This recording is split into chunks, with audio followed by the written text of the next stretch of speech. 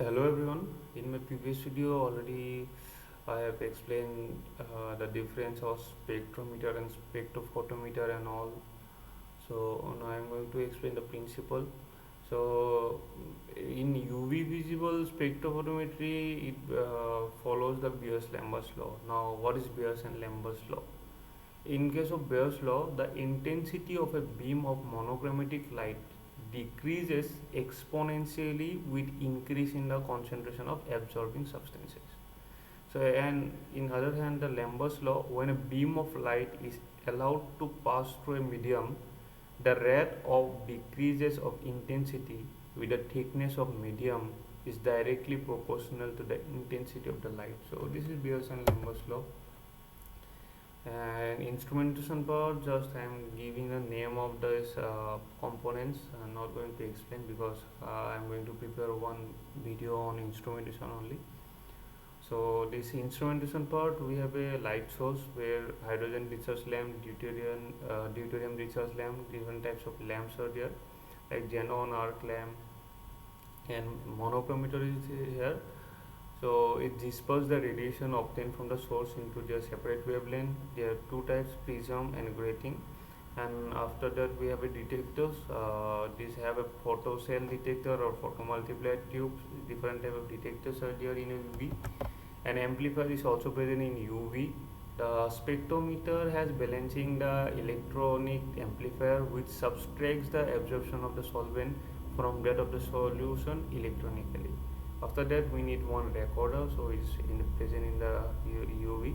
So it is automatically records the spectrum as a plot of wavelengths of absorbed radiations against absorbance or molar absorptivity. So here you can see the diagram.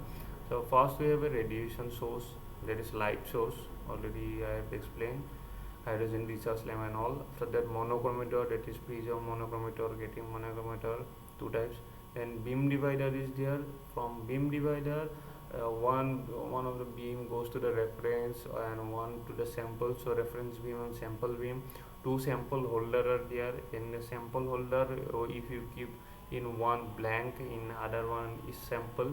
So for the blank detector is there, for the sample detector is there.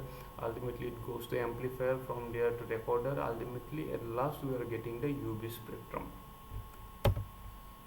So one of the important topic in UV, that is sample handling. So UV visible spectra are usually recorded either in a very dilute solutions or in a vapor phase. So mainly in dilute solutions. So the sample is dissolved in some suitable solvents, like you cannot directly give the solids in the UV. So we need to dissolve it in some suitable solvents which does not itself absorb radiation in the region under investigation. Suppose we are using one as a solvent, okay, for dissolving the sample. The solvent should not absorb the radiation in a UV region. Suppose we are scanning one sample in 2 to 400 nanometer. The solvent should not absorb any radiation under this region, this 2 to 400. So this is how we have to choose this solvent. Commonly used solvent are like cyclohexane, 1,4-dioxane, water, 95% ethanol, and the chosen solvent should be inert to the sample. Already I explained. And the theory of UV visible spectroscopy. UV visual absorption spectra originate from electronic transitions within the molecule. So this transition involving promotion of valence electrons from the ground state to the higher energy state. So this ground state means relaxed state, and this higher energy state means excited state, are called as electronic excitations and are caused by the absorption of radiations energy in UV visible region of the electromagnetic spectrum. So since various energy level of molecules are quantized, a particular electronic excitation occurs only by the absorption of specific wavelength of radiation.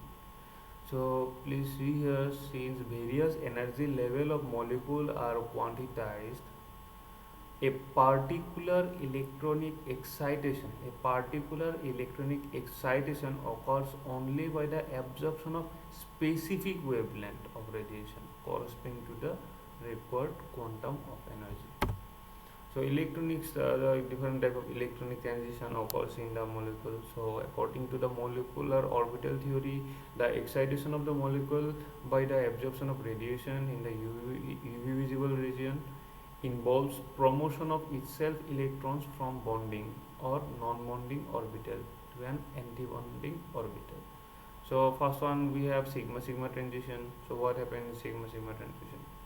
In this sigma sigma star transition, the transition or promotion of an electron from a bonding sigma orbital to the associated anti-bonding sigma orbital is sigma sigma star transition.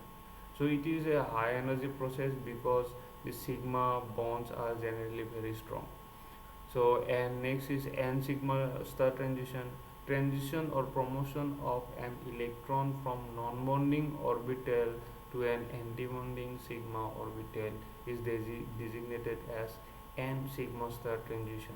So compounds containing non-bonding electron on a heteroatoms are capable of absorption due to the n sigma star transition. These transitions require low energy than this sigma sigma star transition. After we have pi star transition.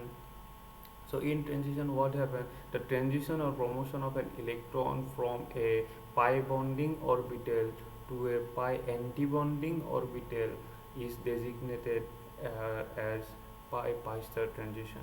So this type of transition occurs in compounds containing one or more covalently unsaturated groups. You can see the groups C11C, C11O, M2. These are the like unsaturated groups. This occurs this pi star transition require low energy than n sigma star transition. So last one is this n pi star transition, where the transition or promotion of an electron from non-bonding orbital to a pi anti-bonding orbital is designated as n pi star, and this transition requires lowest energy. So here you can see the transition from ground state to high energy state.